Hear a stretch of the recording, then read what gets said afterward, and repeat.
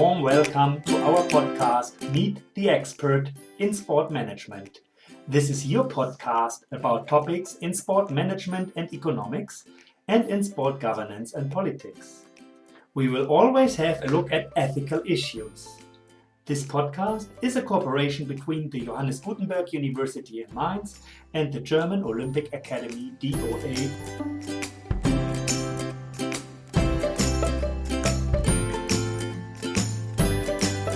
Our topic today is Athletes Germany and why athletes need a voice. Our guest today is Jonathan Koch.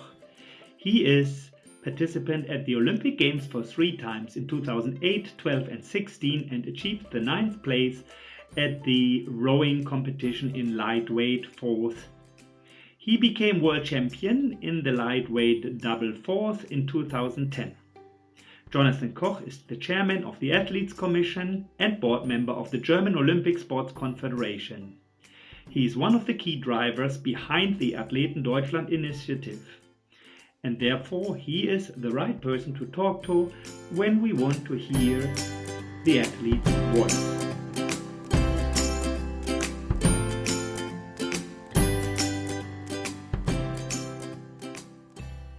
So, Jonathan, thanks for coming to our podcast and giving us the time tonight.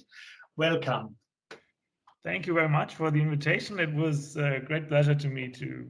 Can you give us a quick introduction? Why do you think athletes need a voice? And if so, then in what regards?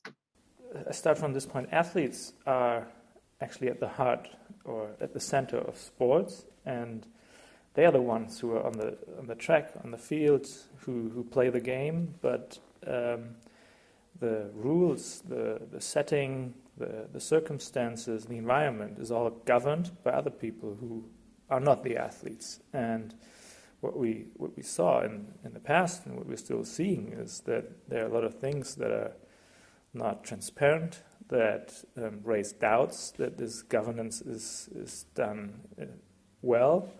I just want to remind that the Weightlifting Federation and it's from the one point, it's totally necessary that athletes have a voice because they are the majority who's doing what is being watched or being governed. So it's just a question of democracy that athletes have a voice and their voice is being heard and has influence. And on the other side, athletes who are truly with their heart in their sport, they have only one purpose, and this is to have a fair competition and to find out who is the best. I think when these persons with just these really basic interests get more of a say, then sport will change to a better. Yes, that is true. And we were talking a lot about the Rule 50 of the IOC. And the Rule 50, for those that don't know it, first is that any commercial advertising signs also on the athletes are not allowed. And the second is that there is no kind of demonstration of political, religious, or racial propaganda allowed in Olympic venues and sites. We all know, or you may have heard, that currently there is a lot of discussion for the upcoming games in Tokyo and then in Beijing. And the IOC is now thinking of changing this Rule 50. So why do you think it is suddenly so important to have this change of Rule 50? I think the whole discussion started through the Black Lives Matters movement. And I think especially through athletes who took a knee. I think this was the initial part, and then more and more athletes joining it, even though there were a lot of resistance on them doing so and standing up for a social issue. And I think everybody who has the idea that all lives matters and has the idea that it's totally not right what happened before that, when it came to this movement, must be impressed what athletes were able to do and to change people's minds in a totally positive way that brings the world together and doesn't divide the world. And there's such a great power that was brought from the athletes into this message. The question whether Rule 50 at the Olympics should be opened or relaxed or even erased. And so the question in general came up: why are athletes not in the position to use their right of free speech during the games on the field, during the games on the podium? Everybody knows the example of the two American athletes in Mexico raising their fists. They're in the Olympic Museum as almost presented as heroes, even though they got excluded from the Olympic Games and I think had to give their medals back. And I think they didn't have an easy life afterward. I think this shows what values are in sports, which we all know what values the Olympic movement and sports stand for. And so, of course, the question, why should you not be able to stand up to something that brings everybody together, that stands for a peaceful world, cannot be spoken out or shown during the games, is to many athletes, especially through the circumstances of the Black Lives Matters movement, really difficult to understand. Yeah, I totally agree. It's difficult to understand as the Olympic Charter and the IOC itself promotes non-discrimination of any kind.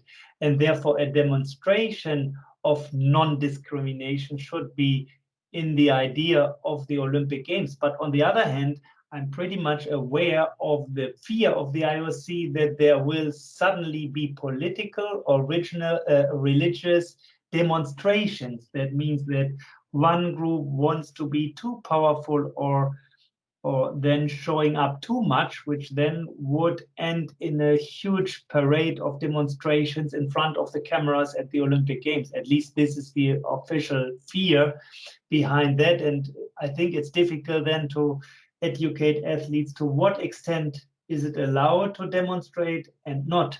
But as you are an insider in that way that the IOC now gave to all the athletes worldwide a say in regards of how do you want us to act in Tokyo and in Beijing 2022 in particular regarding this Rule 50. What can you tell us about how the German athletes were addressed and what is their opinion? We, as Athletes Germany, we came out with a position saying, first of all, that the freedom of speech is a basic human right. And like we turn it the other way around, saying, well, first of all, everybody has a freedom of speech. And if this right is taken away, there should be a good reason for it. In the idea of the freedom of speech is already put in place that any kind of hate speech, racism, everything that we would obviously say that doesn't relate to sport values or Olympic values anyway, is forbidden already. So this is something in this discussion that I really don't understand, that it's always presented in a way, well, that everybody can do everything, which is, when you look at the right for freedom of speech, isn't true. But we have the opinion that it should be possible in a certain set of rules and under certain things that are forbidden. It should be possible to be able to show what they stand for, if it's a good matter. To show this, especially during games time when all eyes are on them, because this gives them such a lot of power and it can produce something that's really good. And I think it's totally in the same direction of what everybody in the sporting world would wish for. On the other side, and this is always a good argument, it can be misused. Well, if you ask me personally, it's really difficult to understand that we have an organization that has a set of values, and it sometimes these values are maybe in conflict with the host nation, and then everybody is like, God forbid you say anything in this direction because it's forbidden anyway, and don't upset the host nation.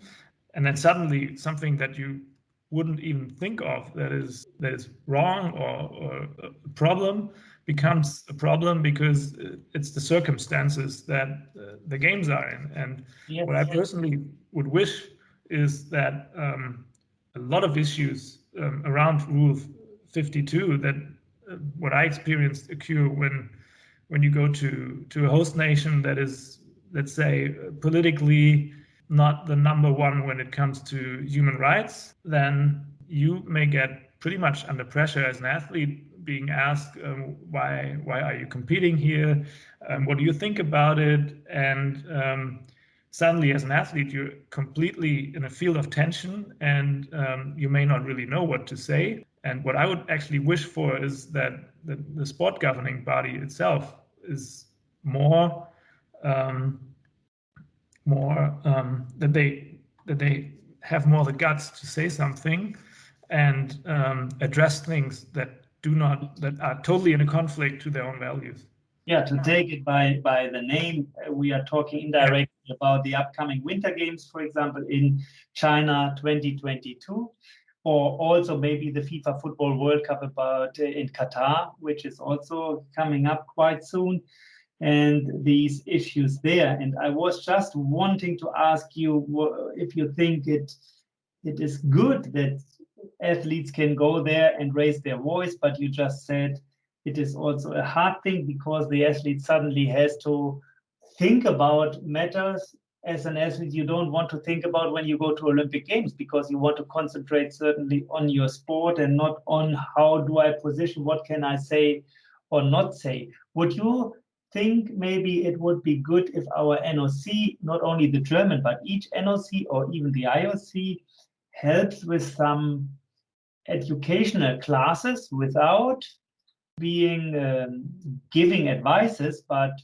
educating the athletes what is appropriate to say or not to say as kind of media training to avoid that you suddenly get the problem that IOC is excluding you because you said something wrong at the wrong place without really knowing, or to come into trouble at the host nation because you are too aggressive? Or would you say, no, this is absolutely athlete's voice and you should say whatever you want at any time, and then you will see the consequences? Yeah, I think a general education is never wrong, and if a media training goes in the direction that an athlete knows how media works, how his sentences may be displayed in a different way, and how the game works, let's say it this way, I think this is never wrong. But I think also that the freedom of free speech is still a topic. The IOC shouldn't put such a strict cut on it and say everything is not allowed, because I think it would even be good for the IOC to say, well, we have certain values, and if you think that it's time for you to say that something is really on your mind and it's completely in line with these values, both will win. And the IOC, the athlete, and our society. And I think this is some part of the Olympic idea that Olympism educates and brings the world together. I'm not really a fan of making such strict rules in order to protect something that I don't think is really protected in a way that it is right now. Yeah, let's go to protection now. As the Rule 50, before we had all the Black Lives Matters discussion and the racism propaganda, it was that Rule 50 is also looking at that no form of commercials should appear on persons. And if we go a few years back, I remember that athletes were calling for a better presentation of their personal sponsors on their clothing, which was certainly in conflict with the Olympic sponsors who pay a lot of money to finance the organization of the Olympic Games. So from an IOC perspective, I understand that they want to protect their sponsors, but also from an athlete perspective, I think it is clear that those sponsors that supported the athlete for so many years should have a say. Do you have an opinion on what the IOC can do to give more opportunities to get some finance back from the athlete to the sponsor who is the supporter of the athlete? Yeah, well, it's a good point, because with almost by accident, Athletes Germany was involved in the Rule 40 cartel case, which is actually the same topic, which ended then with athletes being able to show their partnership or sponsors during game time under certain rules, like they must have had the sponsor for a longer time, during game time, during the frozen time, on social media, or I think they even allowed to produce postcards or something like this. And I think it's a step in the right direction. But when we raised the question of how money is displayed, and if advertisement is not allowed, why is there no money going to the athletes, where a lot of money goes to a lot of places? We really don't know where it's going. And if we look at the weightlifting federation, we saw pretty clearly that maybe the IOC doesn't even know where the money is going either. We have to raise the question, shouldn't athletes maybe get some kind of pay if they make the Olympics? Or we can always discuss about the system how, but first is the question if at all. And we think the Olympic Games is not like €100 million event, but we're talking now about a lot of money. And what we figured out is that even though it's said 90% goes back to sport and to the international federations, and then a good amount of money goes into the solidarity program, which is good. But what we see too is that it's pretty doubtful that the money that goes out into the world is really controlled. I think the IOC knows that too, and I think they don't want that to happen. But what we think is a little upsetting is that the discussion is not being put in place in a totally transparent way. For example, nobody knows which federation, which international federation, which NOC gets how much money. But getting back to you, I just wanted to raise quickly the issue and found it quite cool that you, or Athletes Germany, not you personally, but Athletes Germany, went to Thomas Bach and wanting to ask him to get 20 or 25% of the Olympic money for Olympic athletes, which is basically a good idea. You said a lot of money is given indirectly, but then disappears on the way to the athlete. So good initiative, good to challenge the IOC president.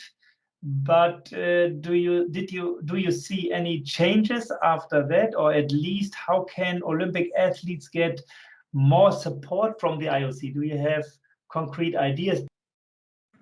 First of all, I think it was, even though, of course, this proposal didn't go in place as we placed it, I think it was good that questions that have been thinkable to be asked have been asked. And I think this was a success already, because the world is changing and the IOC is changing. Everything is changing all the time. And I think it's important for this structure where you have athletes and you have a governing body that is maybe in a different sphere sometimes, that these ideas are being spoken out. And maybe it will not change something right now, maybe not in the next 10 years, but giving money to in a fair way to everybody, this idea isn't wrong. And it's also support of democratic thinking.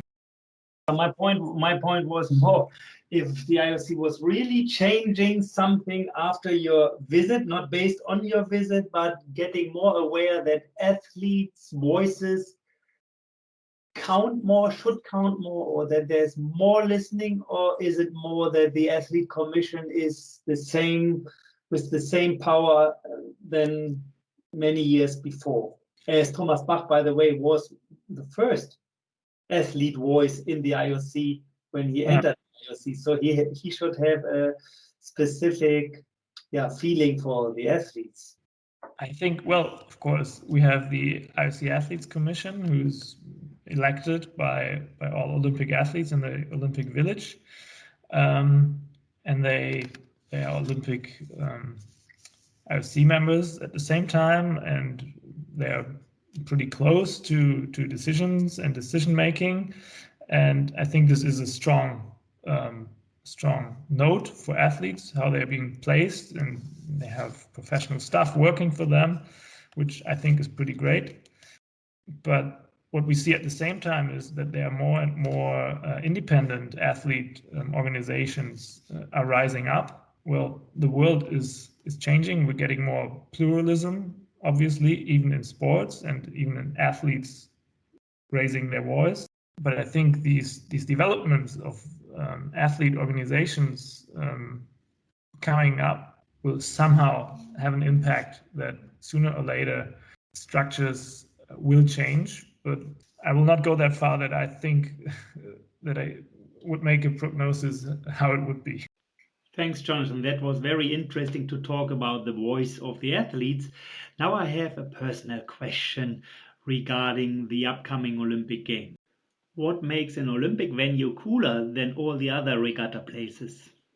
I would say it's the Olympic Village, because, or the idea of being in a village, being in the same buses, because it brings all athletes together. You have so much more time to sit at a table. I mean, the Mensa is actually the place where you meet others. Even though I was a lightweight, I couldn't eat that much. We were there quite often for this, but you just get in contact with other athletes in a way you hardly do when you have maybe two teams in the same hotel, because then you have more staff members around and everybody is focused in a different way, because you have more coaches saying focus on your sport. And I think this is something that makes the Olympics special, and I think it's from my perspective something that should always make the Olympics special, that athletes come together on the same ground. There's no difference between superstars like Dirk Nowitzki, who really showed 2008 when he was there such a great behavior, saying, well, the whole basketball team is staying in the village, because of course you have some who are more equal than others, and that some special teams take, because they have the money, they take the best hotel in the city and not the simple beds in the village. But when you experience something like this, that superstars walk through the same alley and somehow get into the Mensa in the morning being tired, it's I think this is something really special, because it's grounded and brings a lot of people from different backgrounds together. Okay. But then in the future, it will be quite difficult if Olympic Games will be more spread over a region like we have in the Winter Games 2026, where we have venues in Livigno, in Antholz, in Brixen-Bozen, in Milano and Cortina. This is basically all northern Italy, and there are hundreds of kilometers in between, and there will definitely be many villages. At least I can see 3-4 smaller villages and so on. Or now in Tokyo, the postponement of the games to 2021, also under Corona conditions, means that the athletes cannot stay very long in the Olympic Village. So that is quite destroying part of that value. Yeah, it's sad to hear that. It's true. Yeah. Okay, let's come to an end now. As usually, I'm asking questions at the end. Are you ready to take the challenge? Okay, then. Hopefully. Yes, then let's start. What was the greatest success in your sport career? For me personally, it was to make the Olympics in 2016, because we went to a really hard race, which is the late qualifier regatta, because we didn't make it in the first place. And you train 8 months for one race, and this race is all about becoming first or second. Everything else is a big lose. So you go to the race and all you can do is lose. I've never had such a big pressure in a race my whole life. for me personally, not at the Olympics. You had no pressure at the Olympics. Much less pressure, because you sit there at the start and you know exactly there's no choice. There's only not losing. And this is much more pressure than taking a chance. Second question, what was the coolest moment when you were studying? I think when I started studying in Mainz, I came in, I think, 1 or 2 weeks later because I was at the World Championships. And before I knew the name of Dr. Steinmann, he invited me in his lesson and presented me to all students, I think like 100 students, giving me a hug and a bottle of champagne. Because this is what he used to do when an athlete becomes world champion. And I was more surprised, but looking back at it, it was actually really funny and a cool moment. Okay, what food do you like most? Sushi. Okay, and what is your favorite sport after rowing? My personal favorite sport is actually cycling. I did it during rowing a lot too. I just like to get out, get in the nature, get on roads, and have some kind of meditation. Okay, you entered the national team in 2003 and were there until 2017. Have you capsized, so roll over, so to say, in your boat after you were put in the national team?